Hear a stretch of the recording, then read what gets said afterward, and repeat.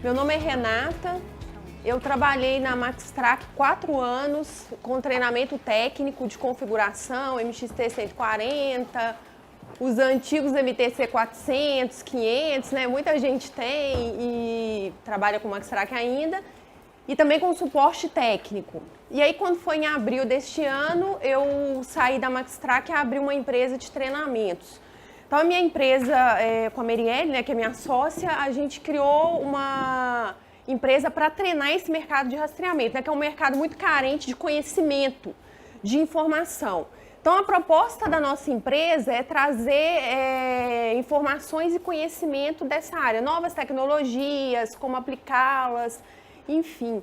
Eu sou formada em sistemas de informação e mestre também em sistemas de informação com ênfase em gestão do conhecimento e inovação tecnológica. Então, essa primeira parte aqui, a título de curiosidade, para a gente entender um pouco mais sobre a história do rastreamento, eu fiz uma espécie de linha do tempo, só para a gente entender qual foi a primeira empresa de rastreamento no Brasil, quando que começou. Então, muito simples e objetivo aqui, o que é o rastreador? São dispositivos que tem lá o GPS. Para que serve o GPS? Localização, né? Quem é mais técnico fala lat-long, que nada mais é do que uma latitude e longitude traduzido para endereço, né? O endereço onde está o meu carro, na garagem da minha casa, por exemplo, parado do lado de fora. E tem um modem GPRS para mandar essas informações na rede. Então, exemplo, meu celular. Quando eu preciso ligar para o Alan, por exemplo, ele conecta numa ERB. O que é uma ERB? Uma estação rádio base, uma antena da Anatel. Então, ele conecta, verifica se tem comunicação com a Claro, por exemplo, e faz essa ligação através de uma comunicação GSM, né? Que é voz e SMS. Então, o rastreador, ele tem um modem ali para transmitir dados via GPRS. De nada adianta me dar a localização se ele não conseguir transmitir isso para o software de monitoramento. Então, muito simples aqui. É claro que a gente tem equipamentos avançados, satelital e tal, que a gente vai falar um pouquinho depois. O mercado de rastreamento, claro que antes da Autotrack tinha uma outra empresa do grupo Chain, mas eu não vou entrar muito em detalhe. Vou começar ali pela Autotrack, que foi mais expressiva, do Nelson Piquet. Para quem não sabe, o Nelson Piquet, quando ele se aposentou, né, da Fórmula 1, ele sentiu essa necessidade do mercado de trazer essa tecnologia para o Brasil. Então, quando ele estava realizando a última corrida dele, aí ele estava lá no boxe e tal, e aí ele viu um motorista num caminhão com um teclado, né? Claro que não era no Brasil, porque ele trouxe a tecnologia para cá, lançando algumas informações da entrega ali dos pneus no teclado. E aí ele perguntou pro cara assim, o que é isso? E aí o cara falou assim, né, sempre na visão do motorista, essa porcaria aqui eu tenho que lançar tudo que eu faço nesse teclado. E aí ele começou a procurar sobre essas tecnologias de rastreamento, logística e tal, para trazer para o Brasil. E aí a história é um pouco mais longa e curiosa, porque ele trouxe a tecnologia, mas no início a tecnologia ela não pôde ser usada porque a frequência dos satélites era diferente do suporte que a gente tinha aqui no Brasil. E aí ele demorou mais um tempo para poder colocar de fato a Autotrack no mercado, né? E vocês podem pesquisar um pouquinho mais depois, é bem interessante. Naquela época a gente não tinha comunicação GPRS e nem mesmo o TDMA, que era o antecessor ao GPRS. Era só satélite de alta órbita, né? Comunicação satelital, que era muito caro e impedia de ter muitas empresas de rastreamento. Naquela época, o foco era gerenciamento de risco das cargas valiosas. Não era tão poluído como está agora esse ramo de segurança, né? Todo mundo está vendendo segurança. Aí aqui a gente tem mais, continuando na linha do tempo. Nos anos 90, popularizou mais o conceito de rastreamento por causa da Car System. Eles investiram muito numa propaganda massiva no mercado. Para quem não conhece, a Car System ainda é uma das maiores empresas de rastreamento do Brasil. Eles atuam tanto no mercado básico quanto no mercado um pouco mais avançado, com projetos especiais, telemetria, licitações, enfim, está em São Paulo. E entraram outras empresas também, Sascar, OnixSat, né? Para quem não sabe, o OnixSat é do mesmo grupo, Jabursat e Golsat, que fica no sul, no Paraná. Então, e aí começou a popularizar um pouco mais. A gente sai do gerenciamento de risco, que é o transporte de cargas valiosas, eletrônicos, enfim, para partir também para gerenciamento logístico, né? Just in time, entrega no tempo, e continuando também muito com o gerenciamento de risco. Nos anos 2000, ampla disseminação da internet nas cidades brasileiras, né? O que popularizou muito mais o conceito de rastreamento e aquele conceito da central 24 horas, 24/7, ou seja, a central de monitoramento, monitorando meu carro 7 dias por semana, 24 horas por dia, né? Se popularizou muito mais. A tecnologia de rastreamento foi disseminada também para vários outros segmentos, seguradoras, transporte público. A gente tem um grande projeto aqui no Rio, que é bem legal, que é o BRT do Rio, né? Aí eu posso falar o nome dessa empresa, não tem problema, que é a M2M. A M2M Solutions, eles entram em muitas licitações para controle de ônibus. Então é muito interessante. Eu não vou falar a marca do rastreador, mas dentro do ônibus, olha que legal. A gente tem dentro do ônibus um rastreador que ele tem ações embarcadas. O que significa ações embarcadas? São ações que o rastreador consegue executar sem cobertura GPRS, sem cobertura com a central de monitoramento. Olha que legal, integração do deficiente físico. Isso é um dos itens da licitação que a empresa tem que atender. Então, o rastreador, toda vez que ele detecta o ponto de parada, o que é um ponto de parada? Uma coordenada geográfica, né? O ponto de parada do ônibus, latitude e longitude. Ele verifica se está no ponto, se estiver no ponto, ele consegue fazer duas ações embarcadas. Áudio embarcado, ele fala em qual ponto de parada, então a pessoa que é cega ela consegue ouvir, e o PMV, que é o letreiro luminoso no ônibus, aquele letreiro onde que aparece algumas frases e tudo mais. E aí ele consegue, a pessoa que é surda, ela consegue ler e tudo. Então, conjugado com as câmeras, né, ligados também no rastreador, para assaltos, esse controle todo. Então, tanto no transporte público, máquinas pesadas para poder controlar orímetro, para pagar por hora, gestão de frotas, que é a telemetria, que eu vou falar sobre isso um pouco mais para frente, operações logísticas e gerenciamento de risco, que a gente já falou um pouquinho aqui. Aqui, gente, é focado mais para segurança, que é um mercado que tem muita gente atuando, mas ainda tem mercado para muita gente. Eu coloquei algumas informações aqui em números, que é sempre bom a gente trabalhar com dados analíticos também, né? Para a gente ver como que está o mercado, como que a gente pode atuar. Então, a frota total, dados de 2015, no Brasil, 91.191.372 veículos. 54,88% desse número total, automóveis. Apenas 5% são rastreados. Apenas 5%. Então, é muito pouco com relação à quantidade de veículos que a gente tem. Roubos. Mais de 213 mil carros roubados no ano de 2015, a nível Brasil. 58,5% são automóveis e 21,2% utilitários. Aqui eu coloquei um gráfico que basicamente é pela frota de veículos no Brasil, a quantidade de automóveis, né, veículos de passeio, caminhões e tal. Depois eu posso disponibilizar para vocês. Aqui as fontes, né, Denatran e tudo, só para a gente ver. Tá um pouco longe, mas deu.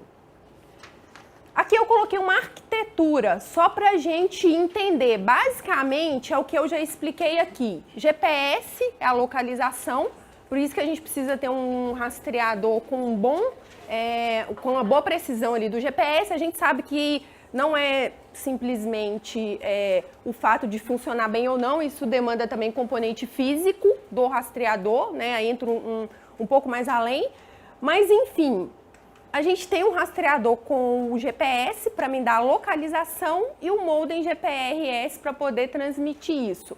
Numa linguagem bem simples para a gente poder entender, para quem é leigo, vamos fazer um paralelo, tá? Não é isso, mas só para a gente entender. Vamos imaginar que o GPRS é uma rede 2G, é uma rede mais lenta do que a rede 3 e 4G. Só para ficar mais fácil da pessoa que é leiga entender. Então, são dados. Muitas pessoas confundem o GPRS com o GSM. GSM é SMS, o rastreador ele pode mandar SMS, pode receber, e também voz. Então, por exemplo, um exemplo mais comum, preciso de um rastreador com escuta sigilosa. Quero fazer escuta sigilosa. Quero colocar um rastreador dentro do carro para poder fazer uma investigação.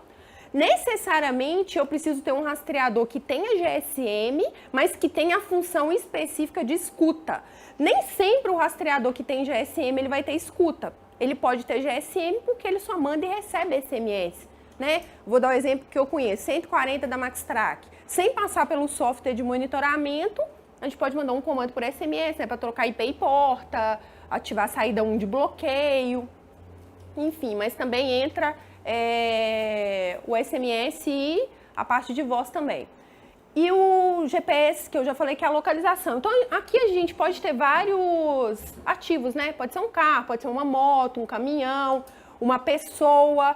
O pessoal tem buscado muito, que eu tenho visto nas discussões, até dos grupos lá do WhatsApp, rastreadores para bicicleta, para animais, né? Porque os roubos aumentam, bicicletas muito caras e tudo. Então, é a mesma arquitetura, a mesma funcionalidade. Que muda o modelo do rastreador, o tamanho do rastreador. Aí, gente, aqui eu coloquei alguns segmentos, só para a gente entender o que a gente pode atuar. Na verdade, eu já citei alguns aqui. Seguradoras, né? Dependendo do valor do veículo, a seguradora exige que você coloque o rastreador. A gente também tem as associações de proteção veicular, né? Que são muitas, inúmeras no Brasil. O estado de Minas, né, onde que eu resido, é o estado que mais tem associações de proteção veicular. São mais de 200 associações. Locadoras de veículos, tanto para fazer a parte básica de localização, quanto até telemetria. A Localiza é uma locadora que ela faz telemetria com OBD, depois eu vou falar o que é o OBD. Gestão de frotas com telemetria também. Vou falar depois bem detalhado o que é a telemetria em si, o conceito. Transporte público, máquinas pesadas, operações logísticas, gerenciamento de risco. O que eu vejo no mercado, tá? Da minha experiência desde 2012. Já visitei muitos clientes MaxTrack, muitos clientes que iam na fábrica. O que eu vejo de toda essa segmentação aqui é que as pessoas que tentam atuar em tudo, elas não conseguem chegar a lugar nenhum. Tem que ter foco. Se o seu foco é segurança, tá, mas muito competitivo, R$ 29,90, R$ 39,90, seguradoras entrando. Você quer continuar nesse segmento, seja o melhor do seu estado, da sua cidade, enfim. Mas tem outros segmentos que a gente pode atuar, mas o interessante é você focar em um segmento só, ou no máximo 2. Eu faço o básico, mas eu quero fazer logística, por exemplo. Tem como fazer logística sem ter um teclado? Dificilmente. Ou um app no celular que emula um teclado, alguma coisa do tipo. Então, a gente tem que focar em alguma coisa. Por exemplo, tem empresas que trabalham muito com máquinas pesadas, gestão de orímetro. Eu preciso ser especialista nisso, ter um equipamento bom, ter um software que atenda, ter profissionais qualificados. A gente sabe que a instalação é fundamental para o sucesso de uma empresa de rastreamento. Então, assim, é uma cadeia, né? É um ciclo. Se um dos pontos não for bom, a gente não consegue ter sucesso. Então, focando um pouco mais em seguradoras e associações de proteção veicular, que eu coloquei bem básico, tá, gente? Para quem é leigo conseguir entender. Permite a localização e recuperação do veículo em caso de roubo, ocasionando a redução de custos no pagamento das apólices de seguro. Isso vale tanto para associações de proteção veicular quanto para seguradoras, né? Tem várias seguradoras aí focando muito nessa parte também de rastreamento do ativo. As locadoras, a locadora é bem genérico. A Localiza, ela faz a parte de telemetria também. Por exemplo, usa um rastreador OBD. Ou simplesmente a localização do veículo. O cara alugou o carro, onde que está esse carro? Qual que é o trajeto do carro? Prevenção de crimes. Tem até um videozinho que é o próximo slide que eu achei na internet, bem interessante.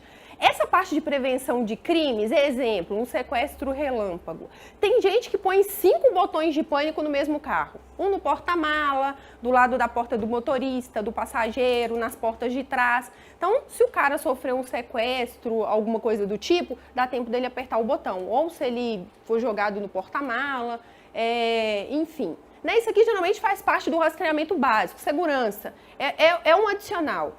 Tem gente que não trabalha mais com pânico, né? Acha que dá muito trabalho, o cara aperta errado, foi lavar o carro, dá muito mais suporte ali na central do que realmente rentabilidade. E a mesma coisa do bloqueio. Tem gente que abandonou o bloqueio e o pânico e está trabalhando só com localização. Mas é um adicional. Basicamente, o que a gente chama de rastreador low cost é um rastreador localização. Ele não tem entrada nem saída. Mas mesmo esses mais básicos, no sentido de poucas entradas e saídas, tipo o CRX ou o E3, ele tem lá a possibilidade de fazer o bloqueio. Então, mesmo que eu trabalhe hoje com localização, se amanhã o cliente pedir o bloqueio, é possível também colocar. A parte de gestão de frotas, manutenção preventiva ou corretiva, utilizando a telemetria. Lá na frente eu coloquei bem detalhado o conceito de telemetria, mas como aqui eu já estou falando, o que é telemetria? A telemetria é a capacidade de avaliar o comportamento do motorista, ou do condutor, ou do operador da máquina. Tá, mas como que é isso? A telemetria, gente, são leituras que a gente faz do veículo. Depois eu vou dar o exemplo de entradas, CAN e OBD. Essas leituras são mensuráveis. Exemplo, eu não posso falar que o pânico é telemetria. Porque o pânico é só para saber se a pessoa está em pânico ou não. Quando a gente fala de telemetria, a gente precisa de ter valores. O exemplo bem legal, nível de combustível do tanque.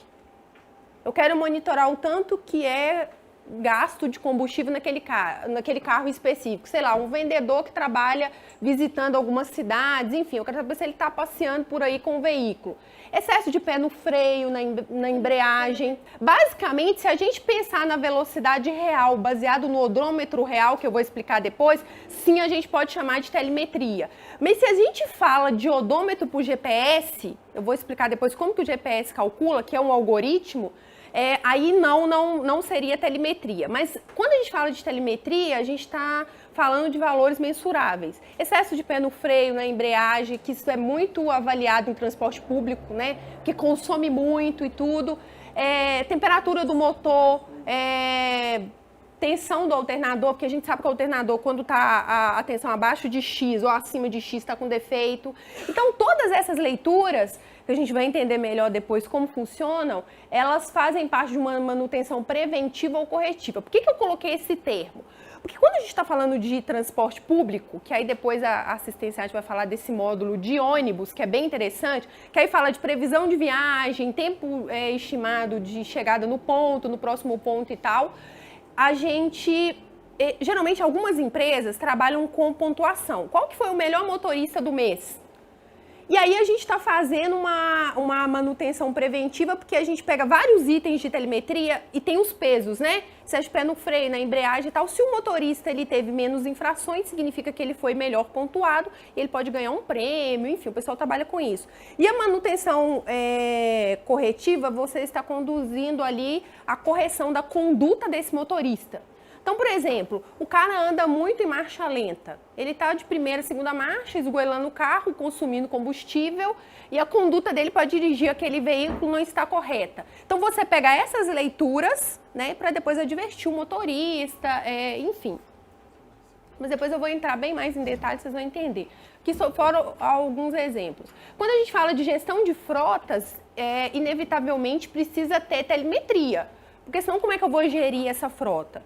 E aí, baseado na pergunta dela de velocidade, só para a gente entender, tá? E indo um pouco mais além, o GPS no rastreador, ele não serve só para me dar a localização, não, que é latitude e longitude. O GPS ele tem um algoritmo interno que ele trabalha da seguinte forma: distância percorrida no tempo igual a velocidade. Então, qual que é esse tempo? Ele pega a distância entre um segundo e outro. Então, imagina, 2 segundos no tempo. Ele pega a distância entre um segundo e outro, divide a distância pelo tempo igual a velocidade. Essa velocidade vocês já viram lá no software de monitoramento que ela é instantânea, né?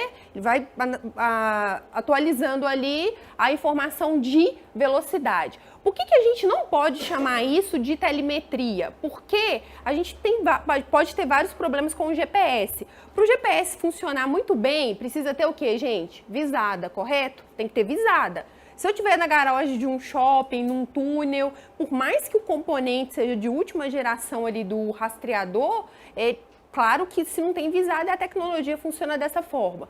Tem que ter a quantidade mínima de satélites para poder validar a posição, no mínimo 3. Então tem uma série de coisas para funcionar, beleza. O cálculo é esse, distância no tempo igual a velocidade. Mas aí, por exemplo, o cliente virou para mim e falou assim, Renata, eu pago o meu motorista por km rodado, por quilômetro rodado. Vocês acham que é interessante eu oferecer para ele um rastreador que tem odômetro por GPS? Não, não é, porque dependendo do nível de precisão que ele precisa, né? E algumas operações muito mais avançadas do que só pagar por km rodado. Então, se ele me pedir a precisão, eu vou precisar trabalhar com a telemetria. E aí, para trabalhar com a telemetria, nós vamos ver daqui a pouco, é uma entrada de odômetro real, ou é CAN, ou é OBD. Aqui, gente, o transporte público, que eu já dei alguns exemplos, a gente pode trabalhar com os rastreadores no transporte público, tanto para essa questão que eu falei, integração do deficiente físico e tudo mais, que aí foi um item de licitação, né, BRT, mas tem a parte mais básica também, que é a localização, a parte de telemetria, tudo vai depender do projeto, né, para monitorar ônibus, vans escolares, enfim. Máquinas pesadas, que geralmente são orímetros, que a gente trabalha para pagamento de horas trabalhadas. Operações logísticas, né? Controle de entrega, geralmente teclado e tudo mais. Geralmente, quando a gente fala de logística, envolve logística e telemetria. É a análise do comportamento do motorista e da entrega. Qual que é a previsão de chegada naquele ponto de entrega? E aí, geralmente, também utilização de imagens, câmeras, né? DVR, para controlar a entrega. Geralmente dá para colocar 4 câmeras, dependendo do modelo do DVR, e aí você pode colocar ali na parte de trás do caminhão para ver realmente como está sendo feita essa entrega. E o gerenciamento de risco para cargas valiosas, por exemplo, a Onixat faz a parte de gerenciamento de risco da Souza Cruz, que é o transporte de cigarros, eletrônicos, enfim. Também trabalhando com imagens, a maioria das vezes. Aí, gente, entrando aqui nos termos técnicos, né, eu separei alguns termos técnicos que aí é interessante para as pessoas que trabalham na área, que vendem esse serviço, para quem configura, saber de fato para que serve. Então, nós falamos do rastreador no ponto de vista de localização. Então, ele localiza o ativo e manda essa informação para um software de monitoramento. Tá, mas eu não quero fazer só localização. Eu quero também fazer telemetria e algumas outras coisas. Quando a gente fala de sensores digitais são leituras que a gente pode definir como 0 ou 1, aberto ou fechado, para quem é mais técnico. Então, por exemplo, a ignição do veículo, quando a gente instala o fio da ignição, é uma entrada digital. Para que serve a ignição, gente? Para saber se a ignição está ligada ou se ela está desligada. Onde que a pessoa parou o carro e desligou a ignição? E ligou a ignição novamente? Botão de pânico, né? Para investigar possíveis crimes ou até para o cara apertar realmente se ele estiver em pânico. Porta do carona ou porta do motorista são só alguns exemplos. É claro que se eu for colocar todos esses itens aqui, dificilmente eu vou conseguir um rastreador com tantas entradas. Vai ficar muito caro. Então, são exemplos. Geralmente, o pessoal que trabalha nessa área de segurança, o pessoal evita essa instalação aqui, que às vezes dá trabalho, porque sempre começa assim, o cliente ele quer tudo, mas no final das contas ele não usa nada.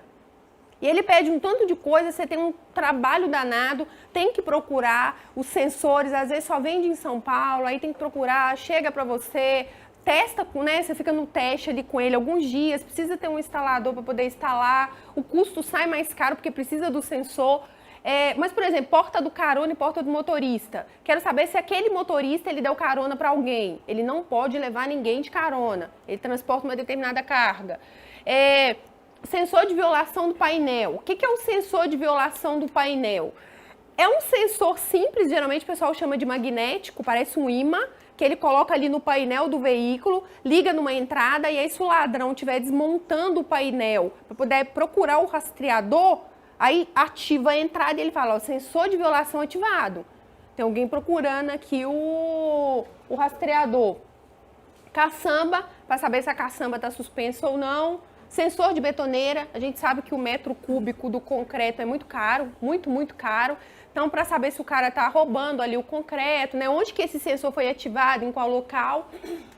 O odômetro, tá? Aí aqui eu estou falando do odômetro real. O odômetro é a distância percorrida. Distância percorrida, o km. Exemplo que eu dei do GPS, que é a distância percorrida no tempo igual a velocidade, é aquela velocidade que ela não é real. Tá? Ela tem a margem de erro, 10% mais ou menos, aproximado. Aí se o cliente falar, eu preciso do km real para pagar por quilômetro rodado. Então a gente precisa trabalhar com o odômetro real. Aí é uma entrada física no rastreador, tá? Só que assim, todo mundo está correndo disso aqui porque é muito complicado fazer a instalação. Tem que fazer calibração, aí assim, é um parto. Por quê? Primeiro, ele tem que estar com a roda original do carro, o pneu tem que ter a quantidade de libras específico que está no manual do fabricante. É bem complicado trabalhar com isso aqui, por isso que o ideal é usar CAN ou OBD, só que ainda é uma visão um futuro um pouco mais além.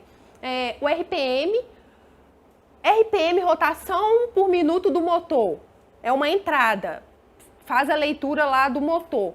Mas o que eu consigo de aplicabilidade com o RPM? Banguela, velocidade em banguela. Banguela é a mesma coisa que ponto morto, ponto neutro. Exemplo, o cara tá com um caminhão carregado na descida, ele põe ponto morto, acho que está economizando combustível. Dificilmente, se ele tentar parar esse caminhão, ele vai conseguir. Pode ocasionar um acidente, várias coisas. Então, ele monitora o seguinte, rotação caiu. Está em banguela, ponto morto, e a velocidade subiu, então ele consegue ativar uma saída para o motorista, uma sirene muito alta para alertar o motorista. Ou só a nível de relatório, para ter essa conduta do motorista. Isso a gente considera como telemetria. Mas vocês concordam que tudo que é de telemetria, dos exemplos que eu já falei, é um pouco trabalhoso. A gente precisa ter uma pessoa qualificada para configurar o equipamento, um instalador qualificado para poder fazer essa instalação, senão a gente não consegue o resultado esperado. Além da banguela, a gente consegue pegar marcha lenta, o cara está de primeira ou segunda e ele não está desenvolvendo, e está esgoelando o carro e está gastando muito combustível. Giro alto parado. O que é giro alto parado? O cara que está com o carro parado e gosta de ficar acelerando o carro, com o carro parado. Então, o que o rastreador pega? Acelerômetro, né? Todo mundo sabe que o rastreador tem um acelerômetro, né? Então, o acelerômetro é parado, quando ele está parado. O acelerômetro é um componente eletrônico que tem dentro do rastreador. Imagina numa linguagem bem simples, que ele parece com uma bússola. Então, a bússola não te direciona. Então, é um componente que quando ele está parado, movimentou, ele está em movimento. Por quê? Porque não está atrelada à ignição. Vamos supor que eu parei a minha moto aqui. É fácil, não é? O cara roubar a moto. Pega a moto, põe dentro de uma caminhonete, leva a moto embora. Com o acelerômetro, ele me manda um evento, um rastreador, falando que está em movimento sem ignição ligada. Movimentação indevida, concordam? Então, esse é o acelerômetro. E aí ele verifica, acelerômetro parado, está parado e o cara está lá acelerando, o RPM sobe, giro alto parado. E o giro alto em movimento, que é a marcha lenta, ele não está desenvolvendo o carro. Consome combustível? Sim, muito. Então, a ideia de trabalhar com analítico, com valores, a gente tem esses dois itens de telemetria. Geralmente, o rastreador, que é um rastreador intermediário, o que eu chamo de intermediário? O básico é o de entrada, que é a localização, no máximo uma entrada e uma saída. O intermediário, que geralmente ele tem 3 entradas e 2 saídas, e dessas 3 entradas, geralmente eu posso usar o odômetro e o RPM, e mais uma entrada de pânico, por isso que eu coloquei ali. Mas ali, gente, dá pra gente colocar muitas coisas, só que o pessoal tem, né, falando do mercado em si, o que eu tenho visto, é que as pessoas têm corrido um pouco disso aqui porque dá muito trabalho. E o cliente final, ele não vê muito valor agregado, né? Ele pede um tanto de coisa, você cobra um valor e aí ele começa a pagar, mas depois ele já não está usando mais naquela visão que ele tinha de antes, de quando ele quis realmente o projeto. Então, mas tem todas essas possibilidades. Coloquei alguns exemplos de sensores analógicos. Então, quando a gente fala do digital, que eu falei anteriormente, são leituras simples, né? O pânico, ou ele está acionado ou ele está desacionado, porque o cara da central mandou um comando para desativar. A porta do carro, ela está aberta ou ela está fechada. É simples, né? Aqueles exemplos anteriores. A gente precisa de um magnético, geralmente você põe ali ou pega do próprio sensor do carro, está aberto ou fechado. Quando a gente fala de sensores analógicos, é um pouco mais complicado. Por quê? Eu preciso ter o rastreador que me dá suporte, com uma entrada analógica, geralmente é um rastreador mais caro, e eu preciso de um software de monitoramento que me dê suporte a isso. Exemplo mais comum, temperatura da câmara frigorífica, do caminhão baú. Meu cliente chegou lá e falou assim, olha, eu preciso de uma solução que monitore essa temperatura, para não perder a carga de carne, ou qualquer outro, ou perecível, né, alimento que precise monitorar isso. Então, olha a complicação. Eu preciso de ter um rastreador que tem uma entrada analógica, eu preciso saber a tensão que essa entrada trabalha, aí eu tenho que ter um profissional realmente qualificado. Aí eu preciso ter um termômetro, né, que é um sensor para ligar na entrada. E aí, depois de conseguir o equipamento e o termômetro, eu preciso saber se o software de monitoramento ele atende a essa demanda. Por quê? Não é tão simples, ele não manda simplesmente a temperatura, manda a tensão e o cara lá, desenvolvedor do software, ele tem que converter isso, né? Um algoritmo lá, ou vários algoritmos, para transformar a tensão em temperatura. E às vezes o negócio não funciona e pode ser várias coisas, o sensor, o instalador, o sistema. Então, realmente, por isso que eu falei anteriormente, a pessoa precisa ter foco, ela precisa saber em que área que ela vai atuar, porque se tentar atuar em várias áreas vai se perder, vai ter muito suporte, muito custo e não vai conseguir ganhar dinheiro. Temperatura do motor, precisa de ter um termômetro, tá? Isso aqui está bem distante. Com a CAN, geralmente, a gente já consegue pegar algumas dessas informações. Temperatura do radiador, nível de água. Nível de água é legal porque o pessoal tem utilizado rastreadores avançados para fazer agronegócio, né? Em fazendas remotas, que não entra a intervenção humana. Então, tem uma empresa em São Paulo que é bem legal, eu posso falar o nome, não tem problema, que eles são referência nessa área de agronegócio, que é a Enalta, fica lá em São Carlos, São Paulo. Então, eles se especializaram nessa área de agronegócio e é muito interessante. Eles têm o próprio rastreador deles, que eles fabricam vários periféricos. Então, eles têm rastreadores com periféricos que eles produziram, que ficam em campo, que medem volume de água, né, para irrigação da plantação, nível de água. Então, é muito interessante. Não só lá o monitoramento da máquina colheitadeira, por exemplo, é a operação de campo. A gente pode até simplificar e chamar de automação. É uma automação industrial utilizando rastreadores. Temperatura da câmara frigorífica, que não está tão mais complicado assim. Hoje a gente tem sensores para RS-232, que depois eu vou explicar o que é RS-232, com rastreadores bem mais baratos, em torno de $80, $70, que a gente compra um sensor lá de R$100, coloca e quase todo o software de monitoramento já integrou, né? A leitor de RFID e o sensor de temperatura. E nível de combustível do tanque. Por que sempre foi tão complicado, só para exemplificar, por que sempre foi tão complicado fazer o nível de combustível do tanque? Não é porque o fabricante lá não tinha muitas opções de rastreador com entrada analógica, e nem por causa dos sensores, é a operação de campo mesmo que é complicado. Então, por exemplo, se a gente pegar o tanque em si, é inflamável. Como é que você vai furar o tanque para poder colocar um sensor? Pode ter um acidente e tudo mais. Outra coisa, quando o nível de precisão não é tão bom porque tem a trepidação, né? Quando um veículo anda, trepida ali o tanque, se não tiver cheio e tal. Então, fazer isso com sensor é um pouco complicado. Aí tem a CAN, que eu vou explicar depois. Se bem que, assim, só para exemplificar, tem um fabricante novo que chegou no Brasil, que é a Quicklink, né? que eles são bem fortes lá fora, no México e tal, eles têm um sensor que é uma sonda ultrassônica. Pensa que você vai fazer um exame de ultrassom. Então não tem que furar o tanque, não tem que fazer nada disso, e aí você pega essa sonda, coloca lá no tanque, né, liga no rastreador, porque vai na RS-232, e a precisão é de 3 milímetros, né? Acho que é milímetros, eu vou confirmar a informação e passo para vocês. Mas é bem interessante, tem clientes que estão usando e a precisão é boa. Se a pessoa não quiser comprar um rastreador muito caro que tenha CAN, queira trabalhar só com o nível de combustível. Então, gente, isso aqui para operações mais avançadas. Algumas licitações também pedem alguns itens mais avançados. Atuadores. O que eu chamo de atuadores são as saídas, né? As saídas, geralmente, elas são em menores quantidades do que as entradas. Geralmente, vamos pegar um rastreador aí, sei lá, com mais entradas. 8 entradas e 4 saídas. Então, sempre as entradas são em maior quantidade do que as saídas. Alguns exemplos. Bloqueio total. Mandei o comando, bloqueou total. O cara está a 120 km por hora. Não posso fazer nada, bloqueou o carro. Bloqueio progressivo.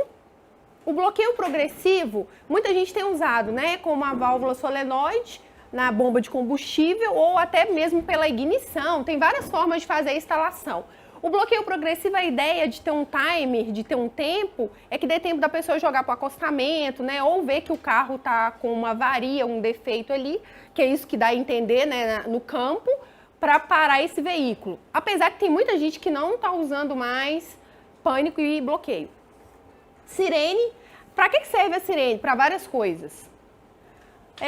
Saída para excesso de velocidade. Cadastrei para o seu veículo 60 km por hora na configuração. Instalei uma sirene. Toda vez que você passar de 60 km por hora, toca a sirene. Quando ela reduzir abaixo ou igual a 60 ou abaixo de 60, cessa a sirene, para de tocar a sirene.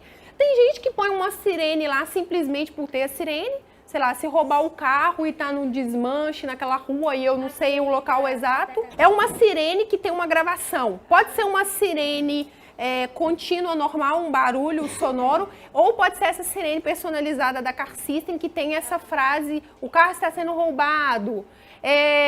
Pisca-alerta, tem gente que aproveita o próprio pisca-alerta do veículo para poder ligar lá numa saída para N situações.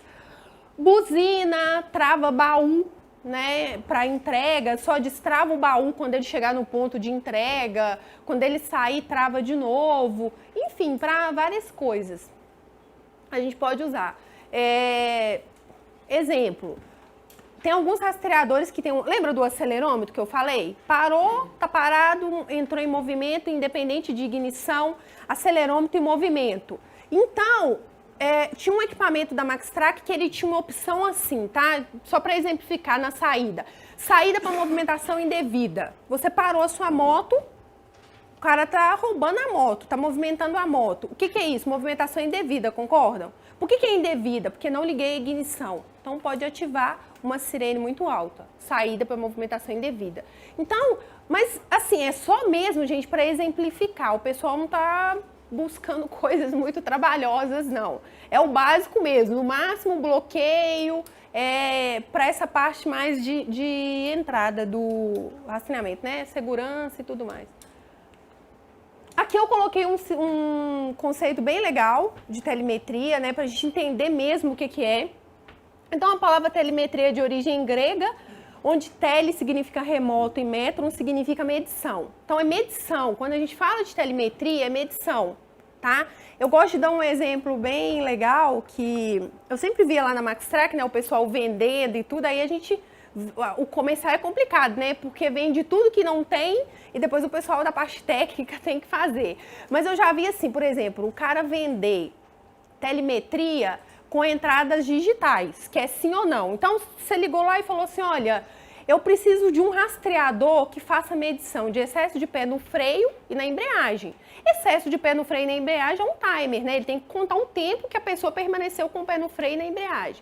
Se a gente pegar uma entrada digital, que é aquela entrada lá que eu dei o exemplo, da porta aberta, porta fechada, ele só vai falar para mim, né, se a pessoa colocou o pé no freio ou colocou na embreagem. Isso é telemetria? Não, porque ele só falou para mim quando que a entrada está ativada. Então, quando a gente fala de telemetria, obrigatoriamente é mensurar valores, porque senão não é telemetria. Não adianta vender telemetria de uma forma errada, que não é. Mais cedo ou mais tarde o cliente descobre que não é telemetria. Então é a capacidade de avaliar o comportamento do condutor ou do operador da máquina para garantir uma manutenção preventiva ou corretiva. É produtividade, é redução de custos, né? Você não vai ter um trabalho tão grande para oferecer telemetria se não tiver um resultado muito bom. Isso é bom, assim, mensurar em gráficos e tudo, você mostrar para o cliente porque é interessante ele contratar esse tipo de serviço e até você oferecer. Ela pode ser aplicada a diversos segmentos, logística, gerenciamento de risco, transporte público, então, N segmentos. Aí que tá, gente, como que eu faço para poder coletar essas informações de telemetria? Eu já dei alguns exemplos ali de entradas, que a gente viu que é bem complicado, por exemplo, o nível de combustível do tanque. Preciso de um rastreador que tenha a entrada analógica, aí eu preciso do sensor, aí tem que furar o tanque, é bem complicado e perigoso. E aí a gente pode utilizar a telemetria com CAN e OBD, são os próximos temas que a gente vai falar. E alguns exemplos ali de telemetria. O odômetro real, velocidade real para pagar o motorista por km rodado, que aí tem a velocidade real para controlar a conduta do motorista. Para-brisas. O para-brisas a gente pode colocar como telemetria. Para que serve o para-brisas, gente? Para poder controlar a velocidade na chuva. Então, se o para-brisa estiver ligado e a velocidade for acima de X valor que é definido, né? A gente pode definir velocidade na chuva. E aí a gente pode prevenir acidentes, uma série de coisas. Nível de combustível, temperatura do motor e várias outras coisas. Quem que já ouviu falar desse termo CAN? Todo mundo já ouviu falar? Ou não? Não, né? Então, seguinte, CAN é bem legal, é bem interessante, só que a complicação hoje é conseguir disponibilidade de modelos e fabricantes de rastreadores e que principalmente que o preço seja acessível e que as empresas de software, né, de rastreamento façam essa integração. E para instalar, para ter um instalador qualificado é uma série de coisas, por isso que não é tão popular quanto deveria. Então eu coloquei um conceito simples para a gente entender. A rede CAN é utilizada em larga escala nos veículos. Vamos pensar na CAN fora do rastreamento. Vamos pensar no conceito de CAN primeiro para a gente poder entender. Foi desenvolvida pela Bosch para suprir a necessidade de troca de informações entre as unidades de controle do veículo.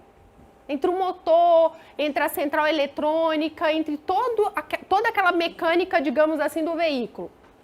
Proporciona a comunicação por meio de 2 fios. Então, a CAN é um barramento CAN, é uma rede CAN. Para que serve a rede CAN? Para poder controlar todas essas informações do veículo. Exemplo, eu tenho um veículo que no painel ele me mostra várias coisas. Temperatura do motor, a velocidade que eu estou dirigindo. Tem várias informações, não tem? Média de consumo, todas essas informações vêm do barramento CAN.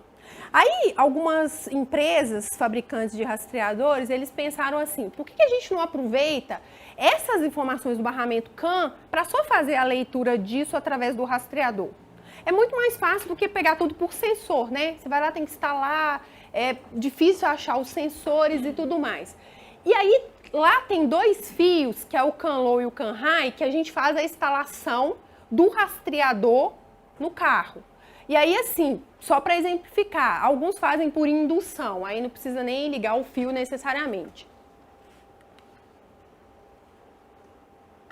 Então, gente, essas informações da CAN que vem do veículo, eu preciso ter um rastreador que faça a leitura.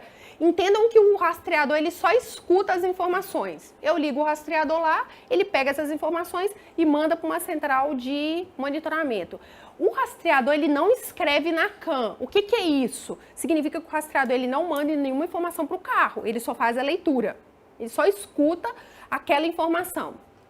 Então, mas só que qual que é a dificuldade? os fabricantes dos veículos, né, liberarem essas informações, que é um protocolo fechado, liberar isso lá no fio, lá CAN low e CAN high, liberar isso na rede. E ter um rastreador que faça essa leitura, né? Eu vou dar um exemplo que eu conheço, né, da Maxtrack, só para a gente exemplificar, porque é um dos poucos fabricantes que fornece ainda o equipamento com a leitura CAN. Então, não sei se todos conhecem o MTC700 da Maxtrack, ele tem a porta CAN, né? Então, qual que é a ideia? Pegar esse rastreador, instalar no veículo, fazer a leitura desses dados. Só que é bem complicado. Qual que foi esse processo para poder construir a leitura dessas informações? É plug and play? Não. Não é só plugar lá e ler essas informações. Muitos dos veículos, a Maxtrack teve que ir em campo desenvolver um hardware para poder plugar lá no barramento CAN, fazer essa leitura das informações. Depois que coletou as informações, desenvolve uma biblioteca CAN. Exemplo, Fox 2014. Fui em campo, pluguei lá, trouxe as informações. Eu vou construir um arquivo, uma biblioteca que eu preciso embarcar no rastreador, embarcar na memória dele e depois voltar lá e instalar o rastreador, porque é como se fosse um script, um roteiro. Ele vai ler aquelas informações e vai me mandar. O que a gente consegue geralmente de CAN é o odômetro, o RPM, nível de combustível do tanque, temperatura do motor. Tem alguns veículos que a gente consegue pegar até toda a parte digital. Se a porta fechou, se a porta abriu, se o cinto de segurança foi colocado ou não, se o vidro está aberto ou não, para-brisas, mas isso tem que ter muita sorte para poder conseguir todos esses itens, porque alguns fabricantes não fornecem essas informações. E aí, gente, só para exemplificar, eu estou falando do que eu conheço para a gente exemplificar. A QuickLink também trouxe um equipamento para o Brasil, que é o GV300 com CAN 100. O GV300 é um rastreador e CAN 100 é como se fosse um acessório que a gente pluga. A vantagem da QuickLink é que eu até peguei a lista, que dá umas 10 páginas, tem muitos modelos, até mais do que a Maxtrack. E como é um rastreador mais barato, porque não é um rastreador que tem ações embarcadas e tudo mais, vem para poder competir nesse segmento. É o que eu conheço, tá? Depois nós vamos falar do OBD, que é aquele que você tem no seu carro, que é o LMU 3030 e tal.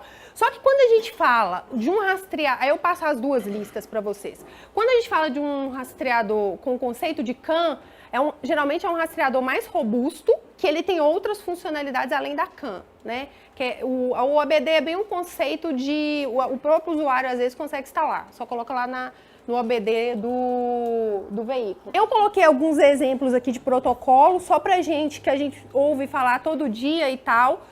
Esse protocolo J1939 é o mais comum, esse é o da Maxtrack e o da QuickLink. J1939, trabalha nesse protocolo. Trens, caminhões, ônibus, veículos de passeio e outros. Quando a gente fala de J1939, tem que obrigatoriamente ter a biblioteca e embarcar a biblioteca. Tem esse trabalho, pegar esse perfil, embarcar no rastreador. Agora, um outro exemplo que é interessante, que é a CAN FMS. Tanto o Maxtrack quanto o QuickLink trabalham com o J1939 e FMS. O que é o FMS? É para gerenciar frotas. FMS é quando a máquina, ou geralmente são máquinas, ele já vem com o protocolo FMS de fábrica. Aí é só plugar que ele vai me dar todas as informações. Aquelas máquinas John Deere, que são umas verdinhas, que tem uns tratores e tal, essa já é FMS. É uma das únicas que eu conheço. Se eu só pegar o 700 ou o GV300 da QuickLink e plugar lá, já vai fazer toda a leitura. Aí consegue, sempre que é FMS, consegue pegar tudo. Aí é bem mais fácil. Máquinas colheitadeiras, uma série de coisas. Eu coloquei alguns outros exemplos aqui, né? Veículos militares, marítimos e tudo mais, né? Esse conceito de CAN, ele já é muito antigo, né? Sempre para facilitar ali a comunicação entre os dispositivos do veículo. Aqui, gente, eu coloquei um esqueminha aqui que eu achei na internet, só para a gente ver. Aqui a gente tem a rede CAN, aí o controle do controlador CAN principal controla sensor de velocidade, aceleração, desaceleração, transmissão de informações, freios, reservatório de combustível, embreagem, direção, ou seja, todo o controle do carro. Um carro mais moderno, resumindo, aquelas informações que aparecem para mim ali no painel. OBD. o OBD é parecido com o conceito de CAN, é a leitura de informações. Teve uma vez que o cara perguntou para mim assim no treinamento, Renata, como é que eu vou colocar um rastreador daquele ali no painel ali de fusíveis do meu carro? O ladrão, a primeira coisa que ele vai fazer quando ele roubar o carro é achar o rastreador ali. Isso aqui, gente, o foco, aí a minha resposta foi o seguinte, o foco disso aqui não é só segurança, o foco principal é mensurar dados, é a telemetria, é fazer essa leitura do nível de combustível, enfim. Aí como que eu resolvo isso? Redundância.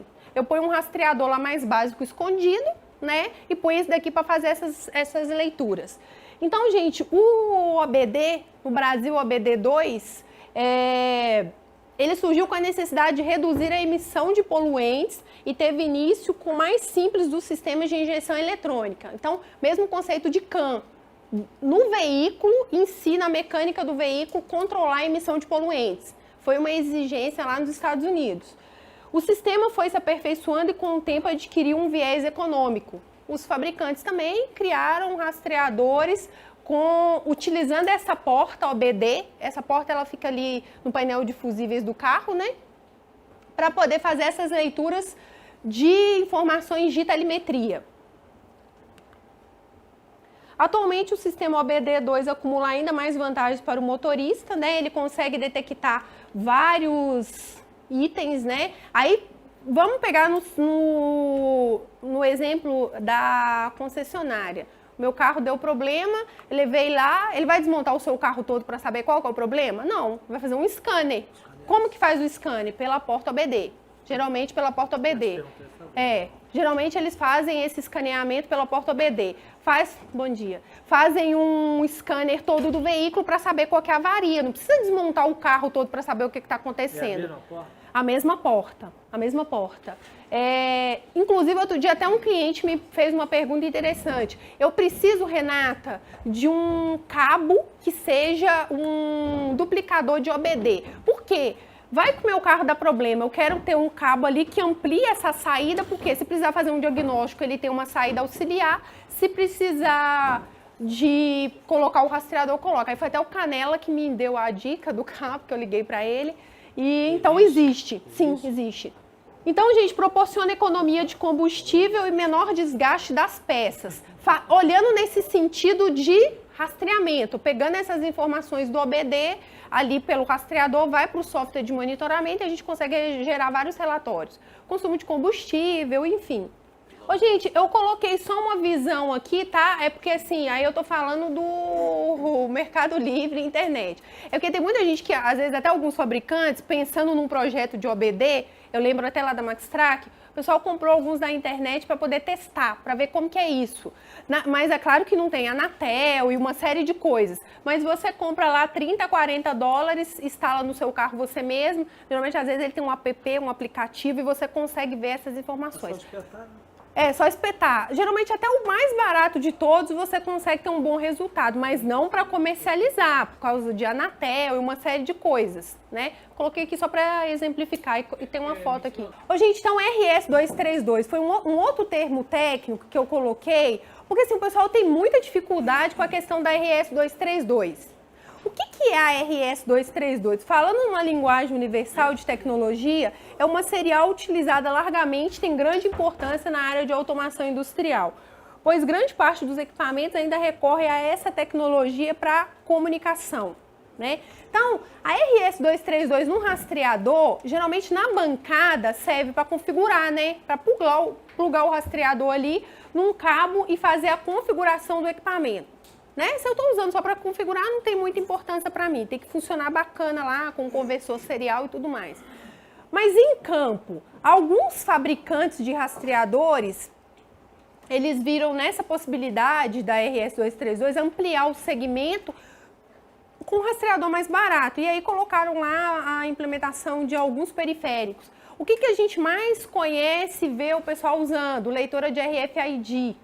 O RFID é um cartão, né, que por radiofrequência, geralmente eles usam para identificar o motorista com o antifurto. O que é o antifurto? É o antirroubo. Parei o meu carro, desliguei a ignição, o carro está bloqueado. Né? Quero liberar o carro, controle de acesso. Tem uma leitora lá, ligada na RS 232, só pode liberar o carro motorista cadastrado. Então, a iButton? Não, é um pouco diferente, é um cartão mesmo. É um cartão que você marca ponto na empresa, por exemplo. Crachá. Pode até usar o mesmo crachá para marcar o ponto e o mesmo crachá para o motorista liberar o carro. Pode até ser o mesmo cartão. Então eu cheguei, e aí, gente, além de controlar o acesso, que é a segurança, porque o veículo está bloqueado, a gente faz também o controle da jornada, que é o quê? Saber quem está dirigindo, por quantas horas dirigiu e tudo mais. Então, por exemplo, a Ana chegou, todos nós estamos cadastrados no mesmo equipamento. O ID do cartão, ele fica cadastrado na memória do rastreador. Porque se não tiver cobertura GPRS, né, como é que vai validar lá com o software e tal? Aí o carro fica bloqueado. Então a Ana chegou, passou o cartão, ele não sabe que é a Ana por nome não, é o ID do cartão. É lá no sistema que vai mostrar quem que tá dirigindo o carro pelo nome. Passou o cartão, detectou, olha, tá aqui cadastrado, beleza, libera. Então, atrelado à informação do cartão, mas ligou a ignição, o horário que ela pegou o serviço, 8 horas da manhã, início da jornada.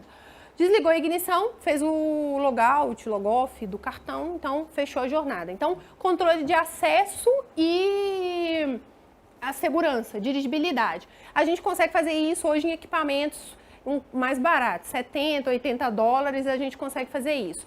Além da leitora de RFID, a gente consegue colocar, por exemplo, taxímetro.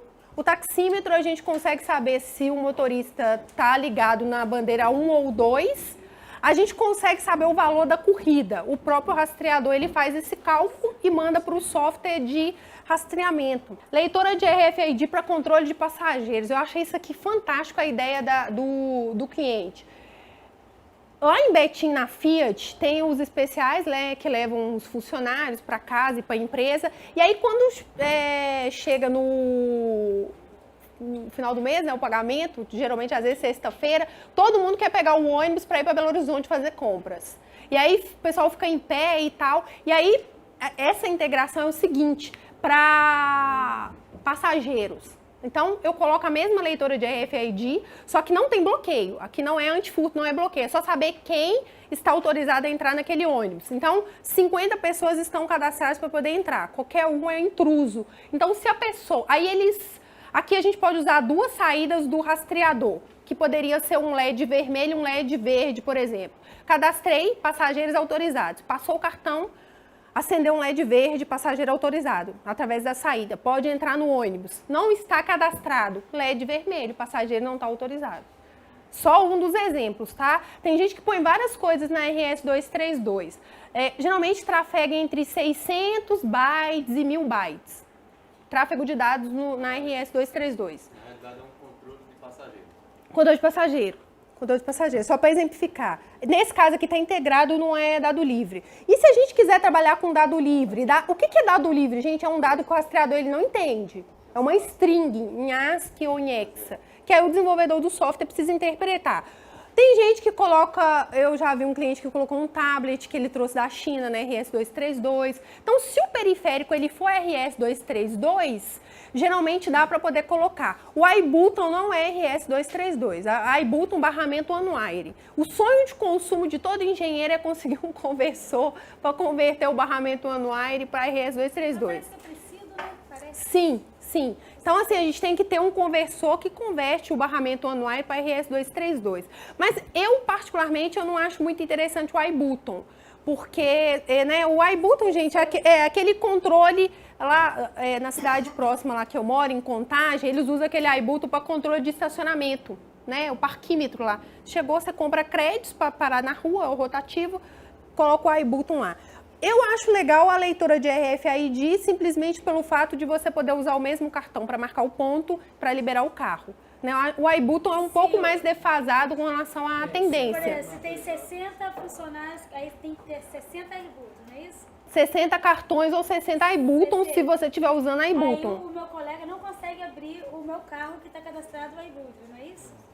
Depende de como você vai fazer a logística. Se o carro é só seu, só o seu cartão que está cadastrado. Se é uma empresa de ônibus e qualquer pessoa pode dirigir o ônibus que está disponível, a gente cadastra todo mundo, né, em todos os ônibus. E aí se a Ana, eu, a Mirielle, qualquer um chegar, ele libera aquele ônibus. Mas aí eu vou saber quem está dirigindo pelo número do cartão. Uhum, é bem legal. Ô, gente, aqui o Jamer, né? O Jamer a gente conhece como capetinha, chupacabra, né? O Jamer é conhecido como bloqueador de sinal. Inicialmente ele foi pensado para as penitenciárias, né? Mas é o único lugar que não funciona para bloquear o sinal.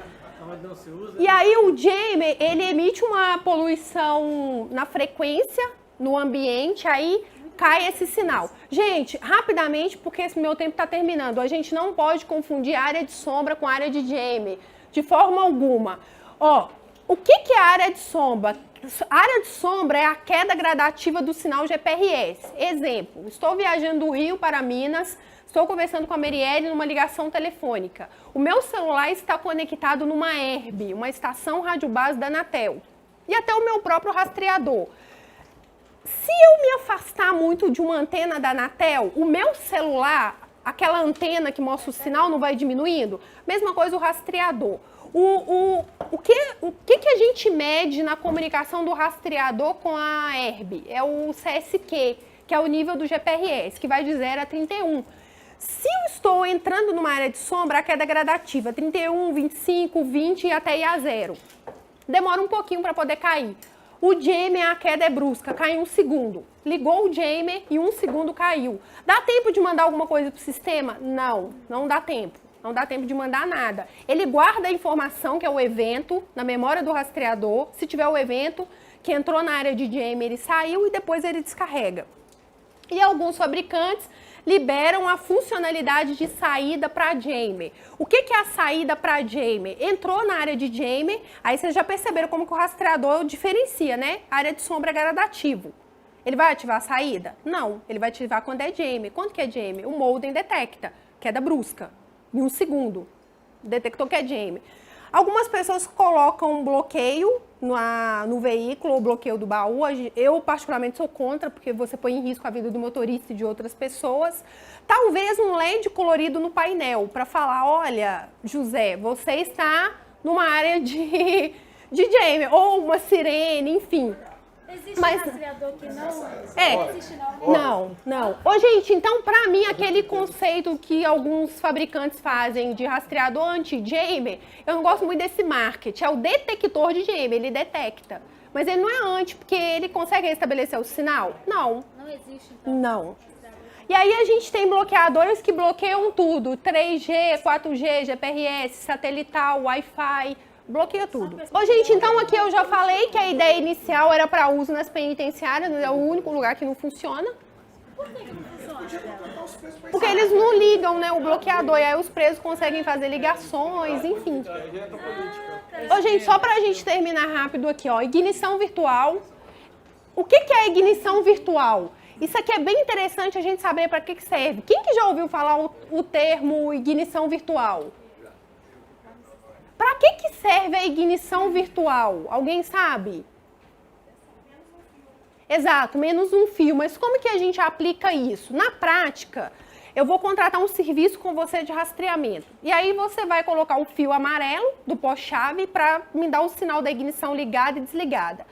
O positivo e o negativo, que é o VCC e o GND, serve para quê? Alimentar a bateria do módulo, concordam? O rastreador tem uma bateria de backup, sei lá, 800 mAh. Liguei a ignição, andei com o meu carro, carregou a bateria de backup. Desliguei a ignição, o rastreador está transmitindo pela bateria de backup. Então, para isso serve o positivo e o negativo. Só que aí eu virei para a Anne e falei assim, olha, eu não quero perder a garantia da parte elétrica do meu carro. Mas você vai cortar o fio, vai colocar esse fio amarelo do pó-chave, eu não quero isso. E aí ela vai falar para mim assim, olha, eu tenho essa opção de ignição virtual. Tá, mas como que funciona a ignição virtual? A ignição virtual, um exemplo bem simples e objetivo. Peguei o positivo e o negativo do rastreador, liguei direto na bateria do carro. Não precisei, é um exemplo bem grotesco, tá? Só pra gente entender. Liguei direto lá e aí esse positivo e o negativo continuam alimentando a bateria do rastreador. Só que, tem um detalhe, quando eu ligo a ignição do meu carro, o alternador ele gera tensão para a bateria e tudo mais, a tensão sobe, concordam? De 12 vai para 14, por exemplo. E aí eu falo pro rastreador assim, olha, 14 volts. É claro que tem um range de erro, geralmente meio volt para baixo, meio volt para cima. Exato. E aí deu lá 13.8, ignição ligada. Desliguei a ignição, caiu para 12, ignição desligada. Então, a aplicabilidade da ignição virtual é não perder a garantia da parte elétrica do veículo e redundância. Lembra da redundância que tanta gente falou? A seguradora da carga pediu 2 rastreadores de fabricantes diferentes. Para que eu vou instalar uns 700 com tantos fios e mais outros 700? Precisa reduzir custo da instalação e mais fácil para esconder o rastreador. Eu ponho um com ignição virtual e ponho um lá para fazer telemetria e tudo mais. Outro exemplo, carros híbridos, carro start-stop, que não tem a chave da ignição, né? Ou é um botão. Então, às vezes é difícil você pegar ali, utilize ignição virtual. Outra coisa que o pessoal tem usado, eu não quero comprar um MTC 700 da vida que tem tempo de motor ligado. Porque o certo é que a gente faça o orímetro pelo tempo de motor ligado, concorda? O cara tá no pós-chave, o motor não tá funcionando, a máquina não tá trabalhando. Esse orímetro não serve, né? O orímetro é pelo tempo de funcionamento do motor. Mas eu não quero gastar $330 lá no rastreador. Tem cliente, não é o mais recomendável, mas é um exemplo. Ele usa a ignição virtual, porque quando que realmente ele vai mostrar que a ignição está ligada? Quando o alternador estiver gerando tensão, o motor está funcionando. Então tem gente fazendo orímetro com a ignição virtual, né? Então, só alguns exemplos para a gente contextualizar. Então, gente, aqui eu nada mais coloquei que a ignição virtual é uma lógica no firmware do equipamento. Então, tem que estar disponível no firmware do equipamento. Ô, gente, eu vou terminar minha parte à tarde. Eu volto com tendências e aí a gente discute um pouco mais sobre tendências. E na hora do almoço a gente conversa também, tá bom? Obrigada.